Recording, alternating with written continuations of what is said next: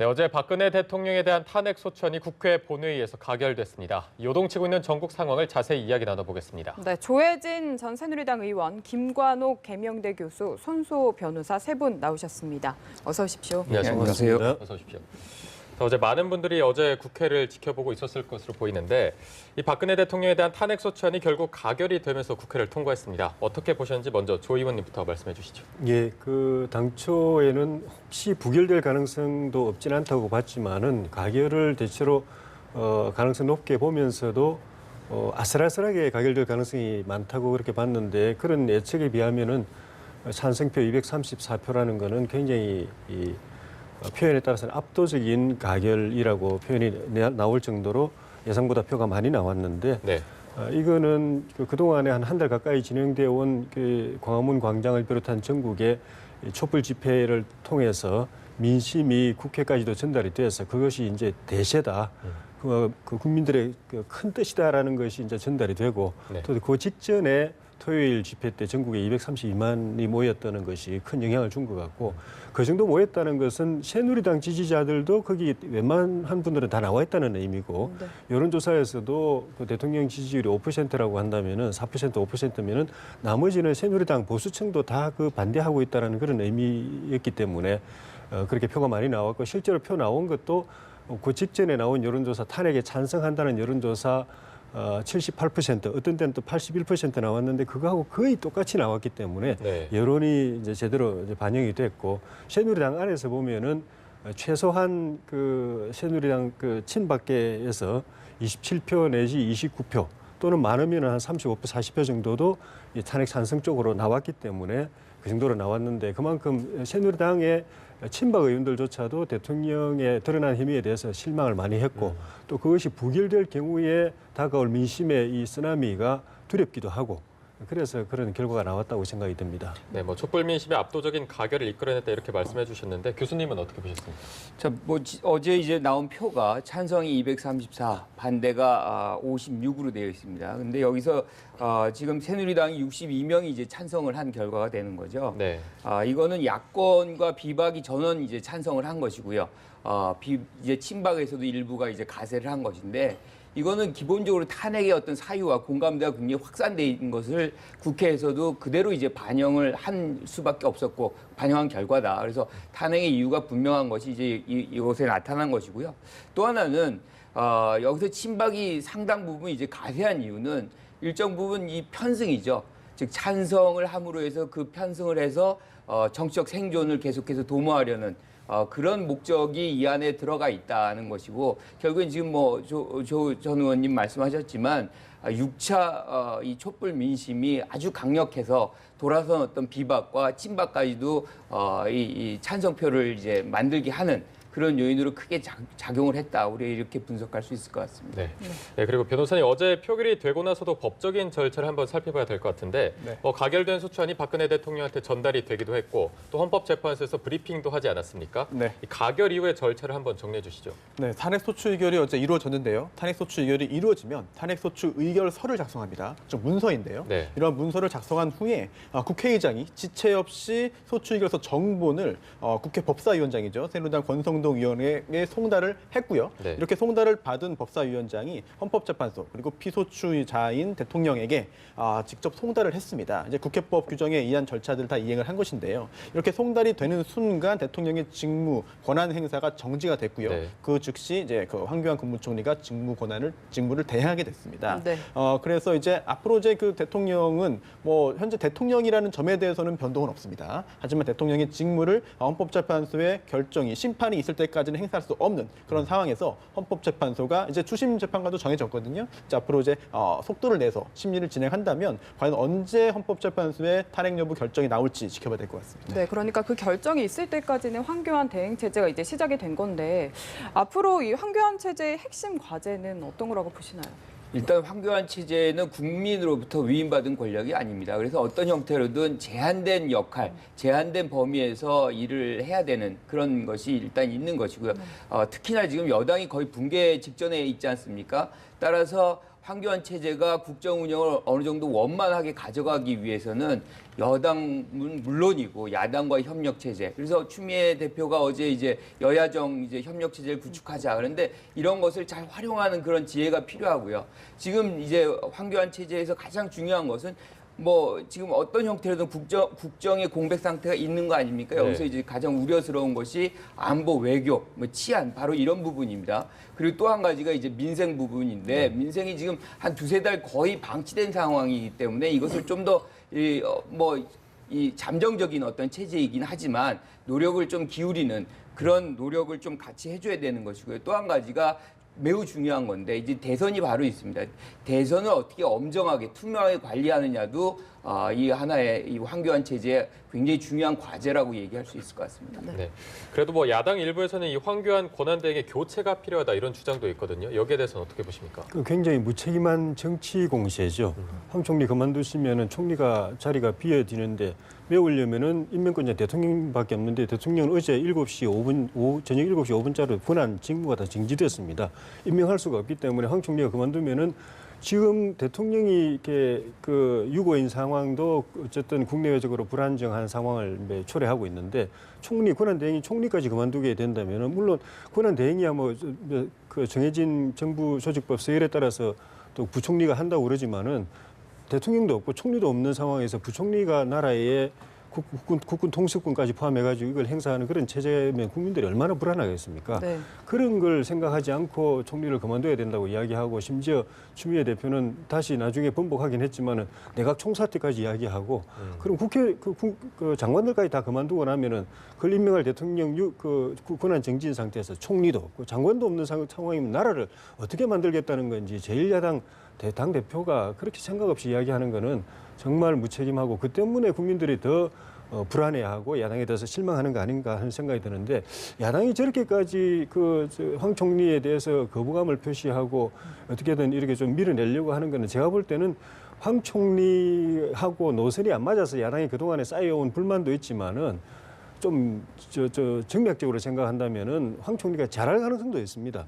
지금 황 총리 대행 체제가 들어서니까 여론의 반응이 최순실 국정 문란에 대해서 총리가 다수의 책임이 있다는 이야기도 있지만은 그래도 황 총리의 그동안의 이미지, 안정된 이미지, 책임감 있는 이미지를 생각하면 잘 할 걸로 기대하고 잘 해주기를 바란다는 그런 여론도 많이 있기 때문에 네. 잘 하게 되면은 어쨌든 보수 정권이 국가를 안정시킨 결과가 되니까 대선에서 야당에게 불리할 수 있다는 그런 전략적 계산을 하는 건 아닌가. 그리고 여당이 사실 지금 후보가 좀 빈곤한 상태인데 황 총리가 잘해가지고 옛날에 고건 총리가 잘해서 그 지지율 1위로 팍 떴지 않습니까? 네. 그런 상황까지 우려해가지고 자꾸 지금 밀어내려고 하는 거 아닌가 하는 생각이 드는데 만약 그런 생각이라면 정말 국민과 국가를 먼저 생각하는 자세로 돌아와야 야당도 대선 앞두고 국민들의 신뢰를 받을 수 있지 않을까 싶습니다.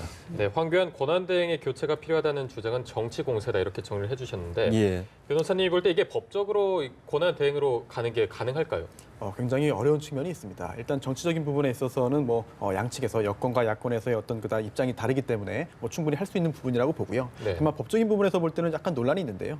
지금 현재 황교안 국무총리가 대통령을 권한 대행을 하고 있는데 그렇다면은 지금 이게 황교안 국무총리가 국무총리이면서 대통령의 권한을 대행할 수 있는 거거든요. 네. 그렇다면 이게 스스로 물러난다고 한다면은 그 다음에 국무총리 임명 절차를 누가 주관할 것인가, 누가 절차를 진행할 것인가 이런 문제점도 생깁니다. 또한 설령 이제 물러난다고 한다면은 그 다음에 정부 조직법에 따라 가지고 순서가 다 정해져 있지 않겠습니까? 예. 경제부총리, 교육부총리 등등이 정해져 있는데 과연 그런 순서로 하는 것이 과연 정당하느냐라는 점에 대해서도 비판이 여러 가지 그런 논란이 있을 수 있겠고요. 일단 이런 논란이 일어나는 그냥 근원적인 원인 중에 하나가 바로 헌법 규정 때문인데요. 헌법 규정은 조항이 많지가 않습니다. 그리고 모든 사항을 구체적으로 적어서 가능성을 아주 세밀하게 적을 수가 없는 법이거든요. 그러다 보니까 헌법적인 사항이 문제가 발생하면 해석을 해야 되는데 과거에 이런 문제가 사실은 깊이 있게 논의된 적도 없고 또 헌법재판소의 결정이나 대법원의 판결도 존재하지 않거든요. 네. 그러다 보니 결국은 정치권에서는 각 당의 정치적인 그런 이익에 따라서 공세를 펼 수밖에 없고 또 법조계에서도 그런 정치적인 공세를 배제하고 법리적으로 보더라도 어느 게 정답이다라고 말하기 어려운 측면이 많이 있습니다. 그러다 보니 이 탄핵 국면을 통해서 결국은 혼란이 일정 부분 이제 수습이 되고 정리가 되는 측면도 있습니다만 이런 이제 헌법재판소의 탄핵 심판이 진행되고 또 그로 인해 촉발되는 여러 가지 세부적인 쟁점들이 있기 때문에 혼란이 과연 얼마나 쉽게 종식될 수 있을 것인가 이 부분은 법조계 내에서도 우려가 많습니다. 네. 네. 그리고 오늘이 토요일입니다. 어제 탄핵 소추안이 통과되긴 했는데 오늘도 7자 촛불 집회가 열리거든요. 어느 정도 규모가 모일 거라고 예상하십니까? 아무래도 탄핵이 이제 소추가 됐기 때문에 뭐 과거 뭐 지난주처럼 뭐 한 뭐 230만 이 정도 대규모는 안 모일 것 같다는 생각이 들어요. 그리고 그럴 이제 조금 더 이제 진정 국면으로 이제 좀 들어가는 거 아닌가 그런 생각을 하는데 여전히 이제 많은 국민들은 즉각 하야, 뭐 즉각 퇴진 뭐 이런 것들을 지금 요구하고 있기 때문에 오늘도 상당수의 국민들이 아무래도 나오지 않을까 그렇게 생각을 합니다. 네, 그럼 이런 상황에서 좀 정치권의 역할 어떻게 해야 된다고 보십니까? 정치권이 지금 사실은 굉장히 중요한 책무를 이제 맡았어요. 지금 국가가 이제 국정 공백이 어느 정도 있는데 정치권이라 그러면 지금 국회거든요. 근데 조금 전에 이제 황교안 체제에 대한 부분을 잠깐 언급하고 들어가면 사실 황교안 체제에 대해서 왜 이런 비판이 있느냐? 사실은 국정농단, 최순실 씨의 국정농단이 벌어진 시기가 총리 때 그리고 법무장관 임기 동안입니다. 그래서 그 역할들을 수행을 못했기 때문에 이런 일들이 벌어졌기 때문에 일말의 책임이 거기에 있다는 부분에서 사람들이 이제 비판하는 것이고요. 어찌됐든 정치권은 지금 상황에서 제일 중요한 건 한 축으로는 안정화시켜야 됩니다. 많은 국민들이 지금 뭐 퇴진을 얘기하고 굉장히 이제 주장을 많이 하지만 한 축에서는 굉장히 불안감이 있거든요. 그래서 이 정치권이 지금 황교안 체제가 좋든 싫든 협력을 해서 어느 정도 안정화를 시키는 그런 노력을 해야만 하는 것이고요. 또 하나는 지금 이제 희망을 보여줘야 됩니다. 어느 정도 미래를 보여줘야 되는 부분인데 그 부분은 대선이 이제 멀지 않았어요. 어떤 형태로든 뭐 내년 상반기 중에 이제 나올 것 같은데 그런 부분에서 정치권이 대선 준비를 충실하게 함으로 해서 국민들의 어떤 비전과 미래에 대한 어떤 희망 뭐 이런 것들 좀 제시해주는 노력을 해야만 지금 국민들이 상당 부분 좀 안정이 되지 않을까 그런 생각을 해봅니다. 네. 정치권의 역할이 막중하고 안정화시키는 게 중요하다 이렇게 정리를 해주셨는데 이 정치권 얘기를 조금 더 해보면 사실 이번 탄핵안 가결로 정치 주도권은 사실상 야당으로 넘어갔다고 볼 수 있지 않겠습니까? 예. 이 탄핵 정국에서 누군가에게는 반드시 득이 될 테고 또 누군가에게는 실이 될 텐데 득과 실을 어떤 인물들이 볼 수 있을까요? 그 오늘자 그 조간신문에서부터 또 여러 방송에서 그런 분석들이 나오는데 대체적인 그 분석은 야당에서는 이재명 성남시장이 덕을 많이 봤다. 네. 이 그 촛불 전국에서 많이 부상이 됐다. 네. 여당에서는 그 여당 내에 엎치락뒤치락하는 과정을 다 수습하고 탄핵의 비주류와 친박 일부까지 참여하게 하는 데서 주도적인 역할을 했던 유승민 의원이 상당히 좀 이제 주목을 받게 됐다. 네. 하고 이런 야당 입장에서 볼 때는 절호의 혹이라고 말할 수 있는 이런 국면에서도 아무것도 더 얻은 것이 없고 왔다 갔다 하면서 제자리 걸음밖에 못한 현상 유지밖에 못한 이제 문재인 전 대표나 안철수 전 대표는 그냥 뭐 자기 그 현재 위치를 그냥 현재 유지. 그 현상 유지밖에 못했다. 네. 그리고 바깥에 있어서 영향을 미치기는 어렵겠지만 반기문 사무총장은 어쨌든 객관적으로 드러난 여론조사 수치는 훅 떨어져 가지고 예. 그전에는 압도적인 그 차이로 1위를 했었는데 지금 이제 문재인 그 전 대표 다음으로 2위를 하고 있기 때문에 네. 좀 후퇴했다 이렇게 돼 있는데 어쨌든 여당도 당 내에서 이렇게 이런 충격을 딛고서 상처를 회복해서 새로운 그 보수 정당으로 거듭나가지고 대선 준비를 해야 되기도 하고 야당은 특히 더 책임 있는 행동을 좀 전에 말씀드린 것처럼 하는 것이 중요하다고 생각이 듭니다.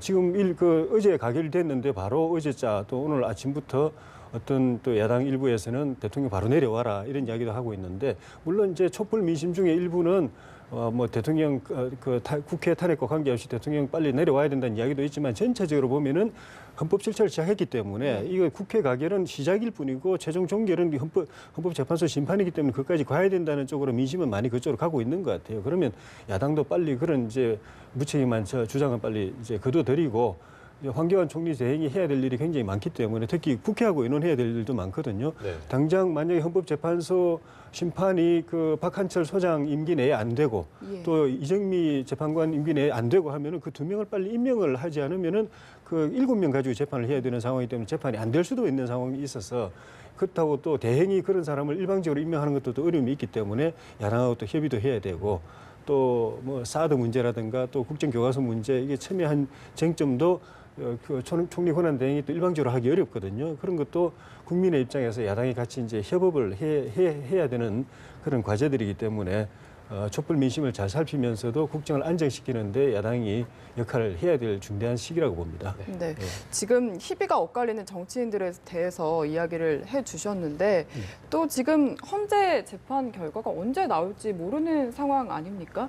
이 시기가 언제가 되느냐에 따라서도 또 상황이 뒤바뀌지 않을까 싶습니다. 어떻게 보시나요? 사실 이것 때문에 굉장히 모두가 민감한 사안이죠. 이게 가장 중요한 사안입니다. 이게 대선 날짜를 결정하는 것이기 때문에 언제 하느냐. 그러니까 뭐 예컨대 이제 조기 대선이면 야권 후보들에게 유리하고 좀 늦춰지면 이제 뭐 여권 후보라든가 반기문 총장이 와서 어느 정도 시간을 갖고서 한다.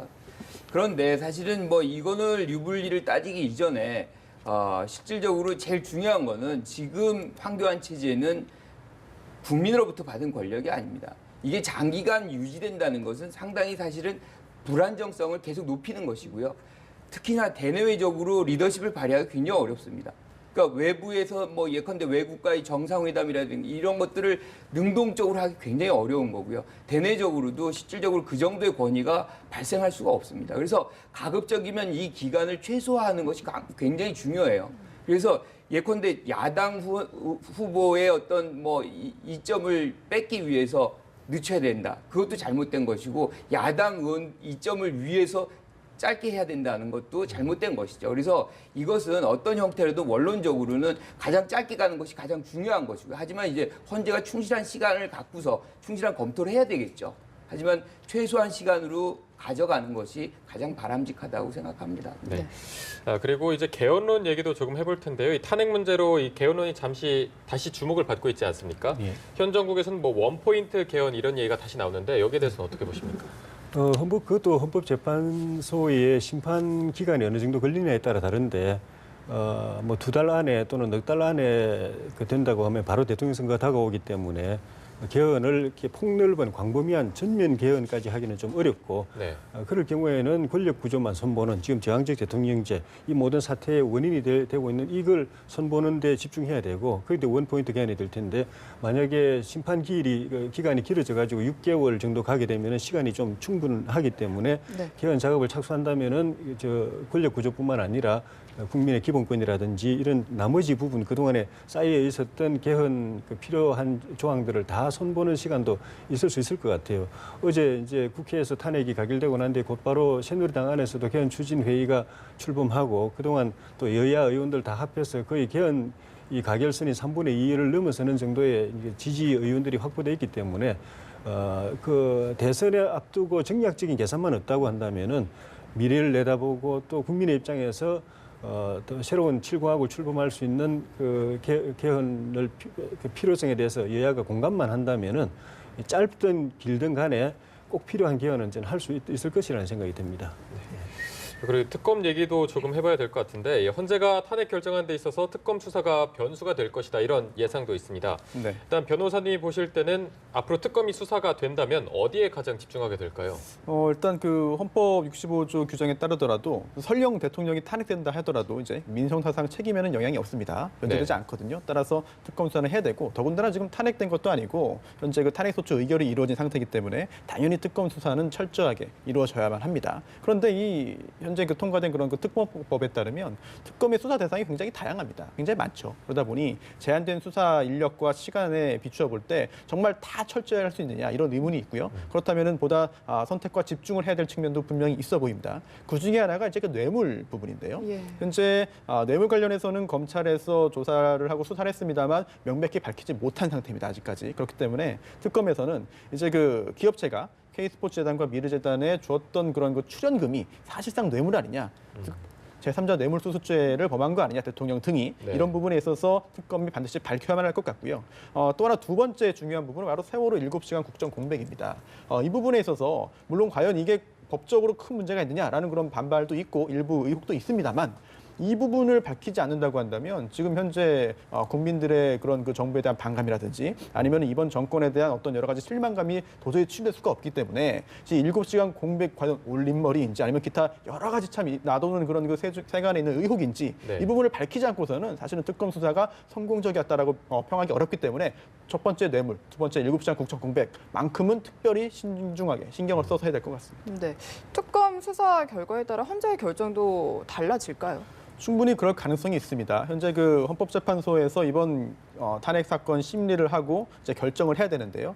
시간이 충분치 않아 보입니다. 180일 규정은 훈시 규정이기 때문에 얽매일 필요는 딱히 없어 보입니다만 이게 시간이 더 오래 걸릴 경우에는 사실상 임기를 거의 다 채우는 결과가 되겠고요. 또 최대한 빨리 결정을 하기 위해서는 또 박한천 헌법재판소장의 임기 만료라든지 아니면 이정미 재판관의 임기 만료 등등의 여러 가지 걸림돌들이 있습니다. 네. 따라서 언제까지 이제 그 결과가 나올지가 굉장히 중요한 부분이긴 한데요. 그러다 보니 이 특검 수사가 이제 이루어지면은 여러 가지 그런 그 소환 조사라든지 이런 것들도 당연히 다 이루어질 텐데요. 그러한 그런 조사의 결과물도 헌법재판소에서 직간접적으로 참고할 가능성이 충분히 있어 보이기 때문에 특검 조사, 특검 수사 그리고 또 헌법재판소의 탄핵 심리가 이제 같은 선상에서 좀 이루어지고 서로 상호작용을 하지 않을까 생각됩니다. 네. 그리고 저희가 또 박근혜 대통령의 변호인단 구성에도 굉장히 많은 관심이 되는데 이 변호인단 규모와 그 구성은 어떻게 될 것으로 예상하십니까? 네, 청와대 관계자가 이런 이야기를 했다고 하는데요. 지금 현재 그 특검 수사 관련해서는 변호인단이 꾸려져 있습니다. 최초에 유영하 변호사만 있었는데 추가적으로 3명이 보강되면서 현재는 4명의 변호인단이 꾸려져 있는데요. 이와 별도로 이제 탄핵 심판 관련해서도 이제 변호사들을 영입하겠다라는 그런 입장을 밝혔는데요. 아직 현재로서는 이제 그 한 명은 밝혀졌습니다만 이제 그 전직 헌법재판관이나 아니면은 전직 헌법재판 연구관 등을 추가적으로 접촉하고 있다라는 이야기가 있습니다. 즉 별도로 구성하겠다는 건데요. 여기에 더해서 이제 조대환 신임 민정수석 비서관의 역할도 혹시 있지 않을까 생각이 됩니다. 이제 그 과거에 그 새누리당 추천으로 세월호 특별조사위원회에 이제 그 부위원장으로 일도 했고요. 또 박근혜 대통령 그 인수위원회, 대통령직 인수위원회에서 전문위원으로도 일을 했습니다. 이 정도로 박근혜 대통령과 굉장히 이제 호흡을 잘 맞추는 인물로 평가되고 있기 때문에 네. 이번에 최재경 전 수석 다음에 들어온 이제 조대환 민정수석이 얼마나 적극적인 역할을 할 것인지 여부도 봐야 되겠는데요. 과거 2004년이었죠. 노무현 전 대통령의 탄핵 사건 때는 총 변호인이 12명이었습니다. 그래도 문재인 전 대표가 또 간사 역할을 맡았는데요. 네. 그 12명이 다 일을 하는 건 아닌 것 같아요. 특히나 네. 이제 이름을 주로 올리는 그런 변호사가 있는가 하면 실질적으로 실무를 하는 변호사가 또 나뉘어 있을 텐데요. 이번 사건 같은 경우에도 사안의 중대성 그리고 현직 대통령이라는 특성을 고려해 볼 때 굉장히 충분히 많은 수의 변호사가 이름을 올릴 것으로 보이는데 과연 누가 실질적으로 업무를 하고 과연 누가 실질적으로 대통령에 대한 그런 그 방어 논리를 만들어서 효과적인 그런 변론을 할지 여부도 지켜봐야 될 것 같습니다. 그 조대환 변호사의 민정수석 그 임명이 벌써부터 논란이 되고 있는데요. 예. 대통령 직무가 정지됐기 때문에 대통령 업무를 할 일은 없거든요. 나중에 대통령이 다시 복귀하게 된다면 필요할 수도 있지만은 그러니까 어제 서둘러 임명한 거는 결국은 이제 특검이나 헌법재판소 심판 보좌를 위해서 한 건 아니냐는 건데 그건 결국 대통령 개인 일을 도와주기 위해서 국민 세금으로 공직을 유지하는 게 돼가지고 정치권에서 이게 또 논란이 될 것 같습니다. 네. 네, 저희가 또 탄핵 정부에 관해서 얘기를 나눠봤는데요. 지금까지 조혜진 전 새누리당 의원 그리고 김관욱 계명대 교수, 손수호 변호사였습니다. 고맙습니다. 잘 들었습니다.